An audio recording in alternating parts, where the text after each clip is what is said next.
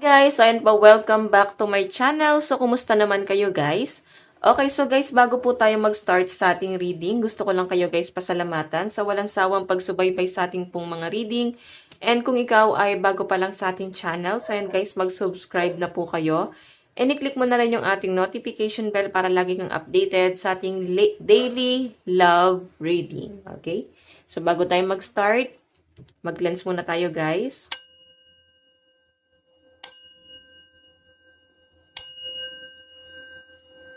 Okay.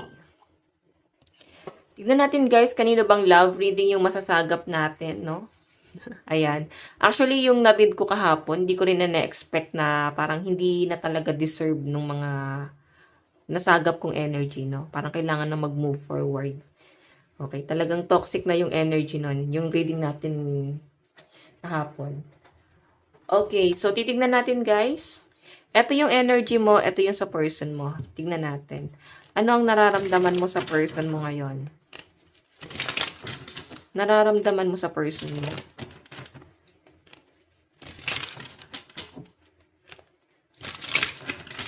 Ano ang nararamdaman mo sa person mo ngayon?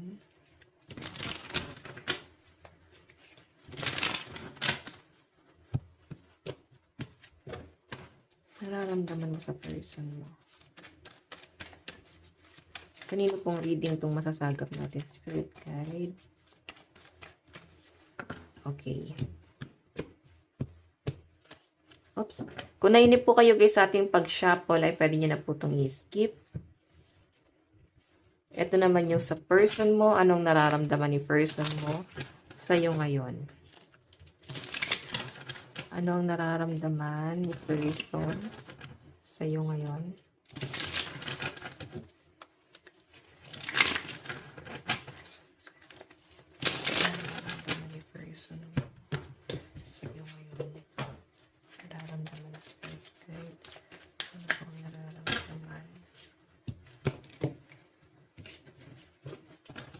Okay. Tignan natin guys. Ano ang nararamdaman ni person mo sa'yo ngayon? Meron po tayong the Chariot. Oh my God. Ito kasi guys, mabilis po si Chariot, no? Mabilis yan mag-decide. Pero kung makita mo, dalawa kasi yung dadaanan niya, no? So, I think nasa third party ka. Okay, hindi ka mabitawan ng person mo, hindi rin niya mabitawan si third party. Or kung ito naman guys ay hindi third party, possible na opportunity or maaring family or maaring meron pong ibang pumupukaw sa attention ng person mo. Para bang hindi siya guys totally sa'yo lang nakapokus. Okay? Pero hindi ko nakikita na parang bibitawan ka ng person mo kasi Chariot eh. Para bang ano pa rin siya guys, nakahawak pa rin siya dito sa relasyon na to. Tignan natin guys, ano naman po yung tingin sa inyo ngayon ng person mo. Tingin niya sa iyo ngayon. Oh my God, ano to, Emperor? Kahapon parang pasuko na. Ngayon naman guys, matigas si person. Tignan mo, Emperor, oh. Ito guys, stricto. Stricta. Matigas, matapang, may paninindigan. So, I think hindi ka mananalo sa person mo. Ayan, oh.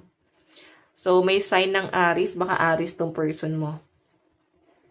Matigas siya guys. Kumbaga, alam daw niya lahat. Marunong siya. Hindi ka pwedeng magbigay ng suggestion sa kanya kasi magaling to eh. Magaling tong person mo. Kumbaga sinasabi niya na alam niya lahat para bang di mo siya kailangan diktahan sa bagay na gusto niyang gawin sa buhay niya. Okay, may nakikita ko dito guys, para bang si person mo, meron siyang gustong kasunduan na mangyari dito. Yung iba sa inyo, maaaring patungkol to sa para bang property. Pwedeng yun yung nakikita ko. Pero may kasunduan eh. Pwedeng kasal nga to eh. Or pwedeng annulment.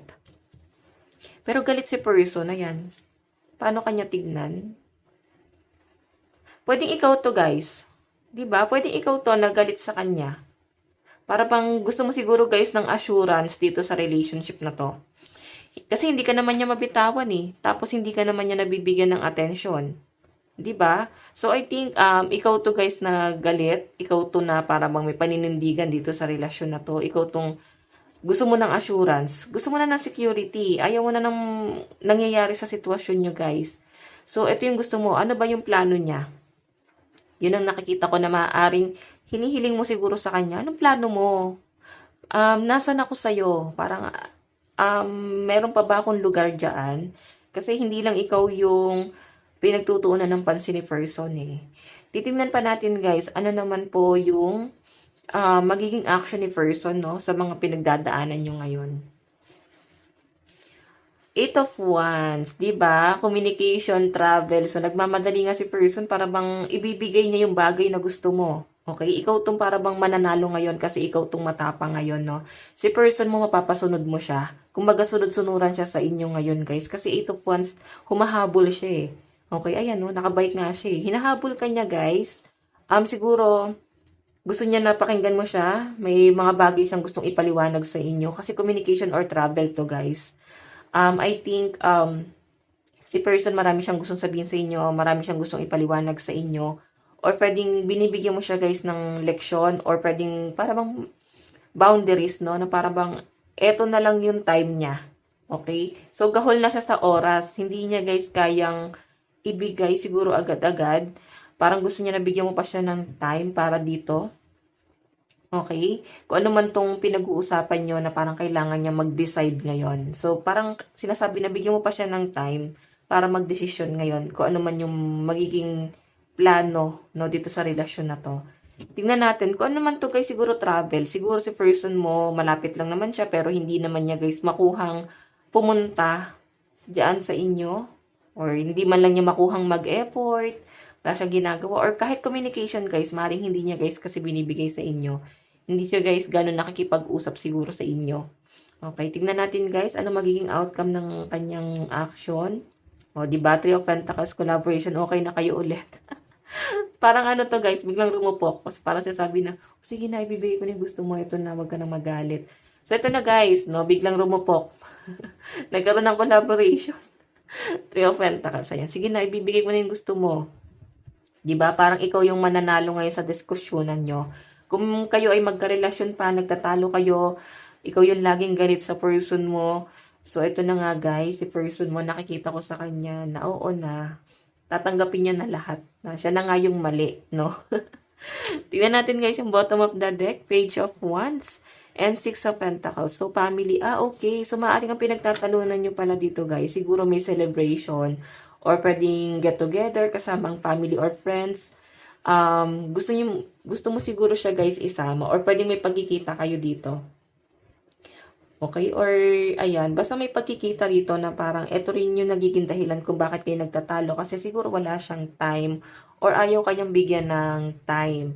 So, ayan na nga guys, nakikita ko na kung ano man tong plano yung dalawa, mukhang masusunod na yung gusto mo. Okay? Ayan, ibibigay niya na yung gusto mo. Kasi dito yung Six of Cups, nagmamakawa si person. Parang susuyuin ka nito eh. So guys, malakas po ang energy ng Aries, Leo, Sagittarius. Emperor, malakas ang Aries. Ayan, Pentacles, Capricorn, Taurus, and Virgo. Ayan yung mga malalakas, no? Tignan pa natin, guys, sa side mo, ano naman po ang nararamdaman mo kay person. Galit ka nga, ikaw nga to si Emperor. Ikaw nga si Emperor. Galit ka sa person mo. Siguro, hindi ka na natutuwa sa mga pinagagawa niya. Or pwedeng, meron kang dinedemand sa kanya na hindi niya magawa ng paraan yung demand mo na yon. So, kaya siguro naiinis ka sa kanya. Kasi siguro, lagi ka na lang niyang pinapaasa. Lagi ka na lang niyang binibigyan ng ganito, ganyan. Hindi naman niya guys kayang panindigan siguro yung mga sinasabi niya. Puro siya pangako. Hindi naman niya guys kayang tuparin yung pangako na yon. Kasi siguro naiinis ka na sa kanya. Sige, parang sinasabi rito na, sige, para maniwala ako, bigyan mo ako ng assurance para paniwalaan kita. Kaya nga ito na yung energy mo. Tignan naman natin, ano naman yung tingin mo sa person mo. Three of Pentacles, diba? Hindi ka nga mabigyan ng time, mabusy po sa trabaho. Or kung ito nga guys ay may third party, kasi ito, hindi ka masyado napapakinggan ng person mo, oh. Okay, ipa sa inyo guys, baka may pakiramdam ka na meron. Kasi Three of Pentacles, para mapiling mo, may iba. Nararamdaman mo. Pero nararamdaman mo rin naman na hindi kaya ng person mo na mawala ka guys. Kasi kahit pa paano nag-e-effort naman si person dito. Okay? Yun nga lang guys, yung effort niya, para bang para sa inyo kulang. Maski ako guys nakukulangan eh. Kasi para bang babawi lang siya isang beses tapos at the long run ng relationship parang wala na. Okay? Kumbaga, babawi lang siya pagka nag-aaway kayo, tapos susuyuin ka niya, tapos after nun, balik sa dati. Parang wala. Sobrang cold ng energy, guys. Okay? Hindi mo siya maintindihan, hindi rin naman niya kayang mawala ka. Tignan naman natin, guys, ano naman po ang action ni person. What I mean, ikaw, ano yung magiging action mo sa relationship niyo? Nine of Pentacles. Okay, so magtatrabaho ka na lang. Parang sige, bahala ka. Kupokus na lang din ako sa trabaho. Kupokus na lang din ako sa sarili ko. Siguro iba sa inyo, magkarelasyon naman kayo, pero may tampuhan talaga kayo ngayon. Hindi talaga kayo nagkakaintindihan ngayon. Sobrang parang ano tong relationship na to, parang napaka-immature pa kasi ang liit ng bagay eh. Okay, siguro guys, sa maliit na bagay ka na puno, sabihin natin, parang bang mahaba yung pasensya mo. Okay, matagal na kayo ng person mo, napakahaba ng pasensya mo dito. And ngayon nga guys, nakikita ko na siguro sa tingin ng person mo, napakababaw para magalit ka sa maliit na bagay. Pero siguro doon sa mababaw na yon, doon ka na napuno. Okay, nagmumukha ka tuloy mababaw kasi hindi ka naman open. Dapat kasi guys, ino-open mo yan sa kanya. O pwede ino-open mo naman, yun nga lang guys, para sa kanya, ginagawa niyang biro, hindi kanya sineseryoso. Para bang mag-iinit lang yung ulo mo. Ganon. Tingnan naman natin guys, ano yung magiging outcome ng action mo. Hindi ka na rin makapag-decide. Actually, naguguluhan ka. Okay? Siguro, ito yung desisyon, no? Magkakaayos din kayo, Three of Pentacles. Parang galit ka pa rin kahit na magkaayos kayo. Kasi yung energy mo, meron ka pa rin ditong nararamdaman. Okay? Para bang nakaka-feel ka pa rin ng doubt dito kahit na magkasama kayo. Parang feeling mo wala nang patutunguhan tong relasyon na to. Pero parang bibigyan mo pa rin siya guys ng chance. Okay, Empress ka naman dito guys. Sobrang napakalakas ng intuition mo. Napaka-matured naman ng iba sa inyo guys. The Moon, siguro hindi kayo gano'n nag-uusap talaga ng person mo. Hindi ka na rin gano'n nakakapag-open sa kanya ng mga nangyayari sa buhay mo, ganap sa buhay mo. Kasi parang nararamdaman mo naman na hindi siya guys gano'n ka-interesado. Okay? So, ayan. Alam nyo guys, magbabago rin tong person mo. Itong energy na nasagap natin, possible na ito ay current situation. Or pwedeng kaya lang siya nagiging past kasi din, matagal na siyang nangyayari at issue nyo pa rin ngayon sa kasalukuyan. Okay? So, sa side mo, malakas ang air sign na Aquarius, Gemini, Libra, Capricorn, Taurus, Virgo. Okay, iba naman sa inyo guys, maaaring naghiwalay na. Siguro mayroon din naman kayong naging kasalanan sa first mo kung ba't siya ganyan. Gusto niya ng time. Ayun. So, tignan natin guys. Saan napatungo to relasyon na to? Okay.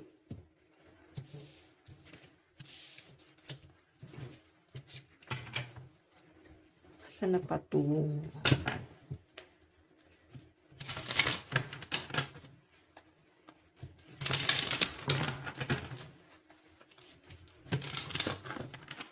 Okay, ito guys ay possible na in the near future.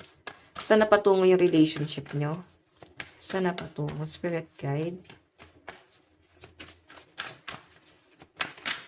Okay.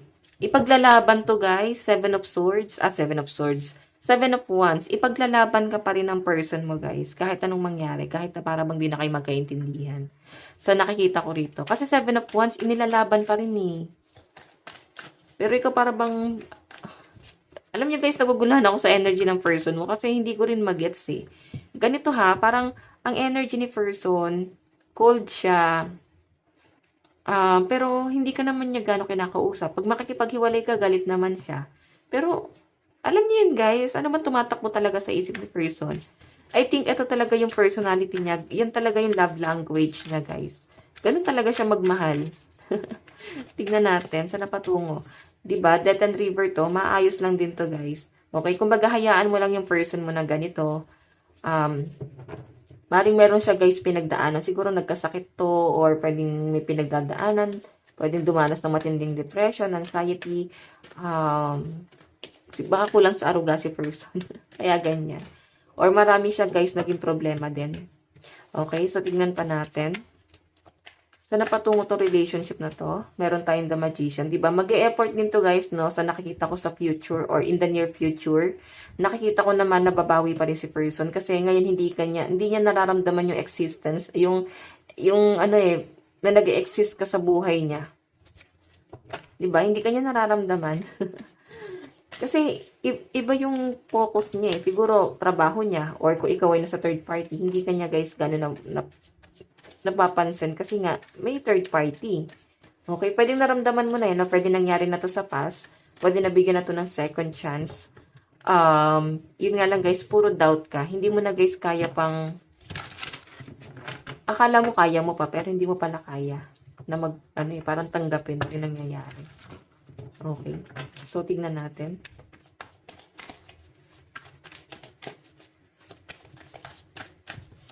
Meron po tayong The Chariot. Diba? Ito talaga yung energy ni person. Sabi ko sa inyo, hindi ka rin niya guys kayang bitawan. Pero meron kasi siya guys responsibility na hindi niya rin guys kayang bitawan. So, ikaw ang mahihirapan dito. Okay, mararamdaman mo na hindi ka rin niya guys kayang bitawan sa pinagagawa niya rin. Tignan natin, ano ba ang magiging plano ni person sa future? Spirit guide.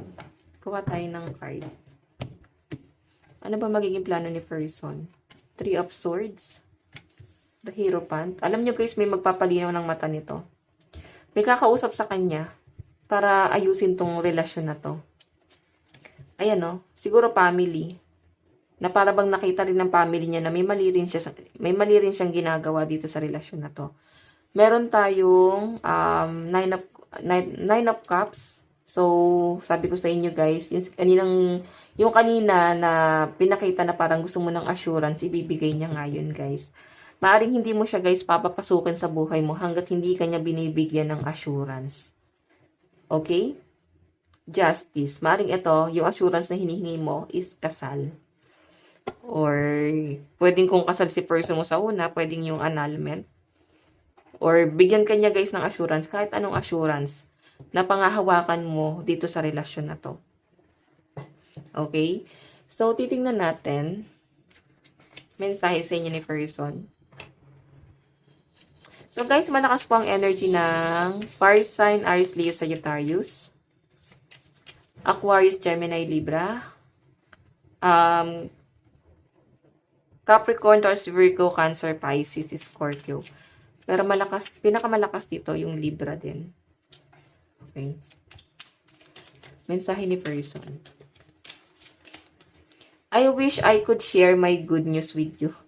Alam niyo guys, parang alam niyo galit na galit ka na si person mo, napaka-insensitive pa rin guys. Parang masaya pa siya sa nangyayari. Siguro naiisip niya na magiging okay pa rin naman kasi talaga kayo guys. Or para bang hindi ka rin makakatiis sa kanya, susuyuin ka lang niya, okay na kayo ulit. Ayan o, alam niyo guys, ikaw nagtatampo ka, si person mo masaya. Nakakaloka to person mo. Sabi ko sa inyo, ang cold talaga ng energy. Kumbaga, ikaw lang to nasasaktan sa ginagawa mo. So, makipagbati ka na, guys. Nakikita ko naman makikipag-ayos pa rin to si person mo sa'yo. So, tingnan natin. Mensahe ni person. Mensahe ni person. Meron tayong, I will wait for a sign from you. So, siguro, guys, nagme-message sa'yo si person. Pero hindi mo pinapansin. Okay, kasi galit ka sa kanya eh. Okay, meron ka dinedemand sa kanya. Tingnan natin. Or binibigyan mo siya ng leksyon. Alam nyo guys, sa totoo lang, hindi mo siya nabibigyan ng leksyon. Ikaw pang nahihirapan dito. Okay, kausapin mo sa person, mag-usap kayo ng mahinahon, maayos. Ano yung plano niya? Feeling niya kasi walang problema eh. Tingnan natin. Mensahe ni person sa'yo.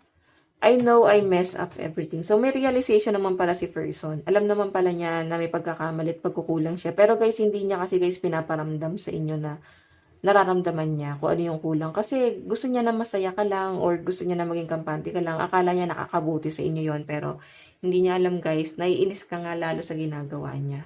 Okay, last message. Mensahe ni person. Meron po tayong I love you. Oh my God. Mahal ka ng person mo, guys. Ayan, pasuyo ka na. Diba? May manunuyo dito. Susuyuin ka nito, aamuhin ka nito, guys. Masama lang din yung loob mo ngayon. Siguro kasi, guys, ganyan talaga ang relationship nyo on and off. Okay? Tignan natin, guys, sa napatungo tong relationship na to. Saan na patungo? Nakakakilig. Alam nyo guys, hindi lang halata no, pero nakakakilig tong reading na to. Saan na patungo tong relationship na to? Advice po, spirit guide. Advice. Recognition. The divine will help you. The divine will help you recognize sign and miracle. So, may nakikita ko dito guys, babawi itong person mo. Kasi ito, oh, baka may aayain ka niyan makipag-date. Saan na patungo, spirit guide? Advice. Spiritual. Your spiritual journey is beginning. Di ba sabihin, may new beginning. Sabi ko nga sa inyo guys, ibibigay naman niya yung assurance na hinihiling mo dito sa relationship na to. Okay? So guys, ayan, wag ka nang malungkot. Okay, so guys, sa mga nais palang magpa-private reading ay nandyan po sa ating description box below yung link ng aking Facebook. Pero kung hindi nyo guys mahanap ay i-direct message nyo na lang po ako guys sa Jade Tarot. Ayan, yung Facebook ko is Jade Tarot. Pwede nyo rin ako guys panoorin sa kabilang channel. Meron akong daily gabay doon. Ayan, supportahan naman natin si Jade, no? Para naghihingalo na si Jade. Ayaw nyo ba kay Jade? Naghihingalo na yung kabila kong channel. Walang gusto manood ng daily. Okay, so ayan guys. Ayan. Gusto nyo pa ng love life kayo naman. Ayun, daily gabay yun. So ayan guys, ito lang po ang inyong reading. Maraming salamat. Hanggang sa muli and lagi po kayong mag-iingat. Love you all. Bye-bye.